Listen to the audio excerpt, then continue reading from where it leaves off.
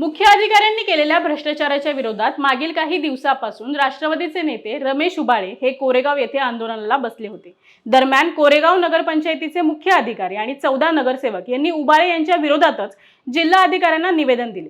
हे नगरसेवक माझ्यावर खोटे आरोप करून नाहक बदनामी करत आहे, त्यामुळे माझ्या विरोधात निवेदन देणाऱ्यांची चौकशी व्हावी अशा आशयाचे निवेदन उबाळे यांनी आज सातारा जिल्हाधिकारी यांना दिले आहे।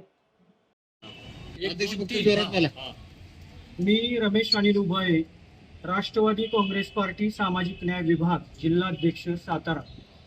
काल या ठिकाणी कोरेगाव नगरपंचायतचे नगरसेवक 14 नगरसेवक, शिवसेना शिंदे गटाचे पदाधिकारी, भारतीय जनता पार्टीचे पदाधिकारी यांनी RDC साहेबांना येऊन माझ्या विरोधात खोटे आरोप करून निवेदन दिलेलं आहे। त्या संदर्भात आज मी कोरेगाव नगरपंचायतीचे 14 नगरसेवक व मुख्य अधिकारी यांची चौकशी व्हावी यासाठी निवेदन देण्याकरता आलो।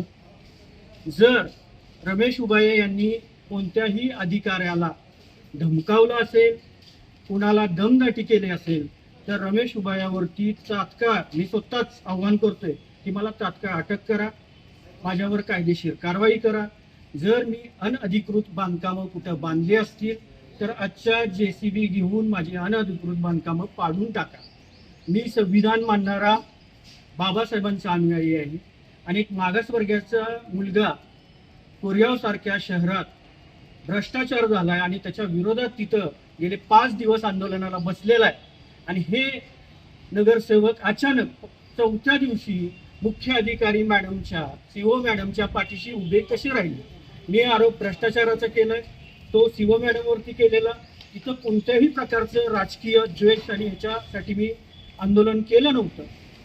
आम्ही पहिल्या दिवशीच मी आणि आदरणीय आमदार शशिकांत शिंदे साहेबांनी पहिल्याच दिवशी सांगितलं होतं की आमचा विरोध हा विकासाला नाही, विकास निधीला नाही। उलट जर कोरेगावमध्ये काही विकास निधी आणि चांगली कामं होत असतील तर त्याला आमचा पाठिंबाच असेल। परंतु विकास कामांच्या निधीवरती जर कोण डल्ला मारणार असेल, भ्रष्टाचार करणार असेल, निधीचा पुरेपूर वापर न करता त्यातनं कोण कमिशन काढत असेल तर त्याच्या विरोधात मी नक्कीच आंदोलन करणार आणि इथून पुढेही करणार।